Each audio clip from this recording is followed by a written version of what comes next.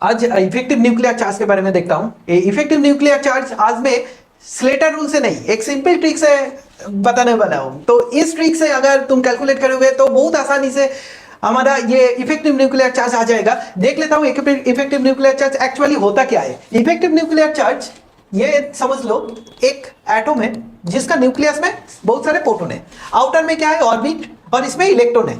तो अभी effective nuclear charge इतना आसानी से हम डिस्क्राइब कर सकता है। ये जो आउटर इलेक्ट्रॉन है इफेक्टिवली ये वाला न्यूक्लियस कितना फोर्स में अट्रैक्ट कर रहा है, यही होता है इसका इफेक्टिव न्यूक्लियर चार्ज। लेकिन ये इफेक्टिवली क्यों बोल रहा है, क्योंकि देखो इधर अंदर में बहुत सारे ऑर्बिट है और उसमें इलेक्ट्रॉन भी है। देखो इसमें के सेल अंदर में है 2 इलेक्ट्रॉन है, के एल सेल में 8 इलेक्ट्रॉन है। तो ये वाला इलेक्ट्रॉन ये अगर नहीं रहेगा तो क्या होगा, ये वाला इलेक्ट्रॉन अगर नहीं है, के और एल का जो इलेक्ट्रॉन टोटल इलेक्ट्रॉन कितना है 10, ये 10 इलेक्ट्रॉन क्या कर रहा है, आउटर इलेक्ट्रॉन को अट्रैक्ट करने में थोड़ा ये डिस्टर्ब कर रहा है। क्यों, ये वाला इलेक्ट्रॉन है, 10 इलेक्ट्रॉन अगर नहीं रहेगा तो ज्यादा फोर्स में अट्रैक्ट करेगा। ओके, तो ये 10 इलेक्ट्रॉन क्या करता है, शील्ड करता है आउटर इलेक्ट्रॉन को, जिसको बोलता है शील्डिंग इफेक्ट और स्क्रीनिंग इफेक्ट। तो इसको सिग्मा वैल्यू से कैलकुलेट मतलब रिप्रेजेंट करता है। तो सिग्मा वैल्यू क्या आया, जो शील्डिंग कांस्टेंट बोला जाता है उसका वैल्यू क्या है 10 इस केस में, और आउटर इलेक्ट्रॉन जो है ये इसके लिए थोड़ा कम अट्रैक्ट हो रहा है। इसका जेड क्या है, जेड इज इक्वल्स टू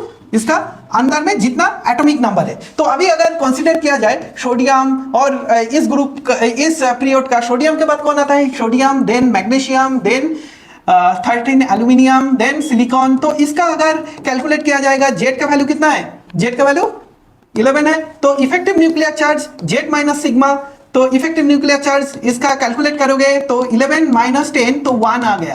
तो मैग्नीशियम का क्या होगा, मैग्नीशियम का होगा Z minus sigma that is 11 नहीं, इसका एटॉमिक नंबर 12 है, तो 12 minus 10 that is equals to 2।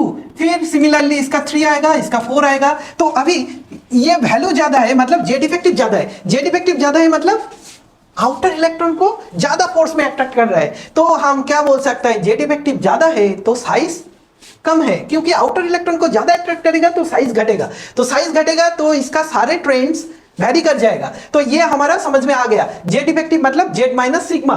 ठीक है, तो आयोनाइजेशन एनर्जी क्या होगा, जेड इफेक्टिव बढ़ेगा तो साइज घटेगा, साइज घटेगा तो आई बढ़ेगा, आउटर इलेक्ट्रॉन को निकालने में ज्यादा एनर्जी लगेगा इसलिए आई बढ़ेगा। जेड इफेक्टिव बढ़ेगा तो क्या होगा, साइज छोटा होगा, साइज छोटा होगा तो क्या होगा, आउटर इलेक्ट्रॉन को ज्यादा अट्रैक्ट कर पाएगा ना, इसलिए इसका एफिनिटी भी ज्यादा है।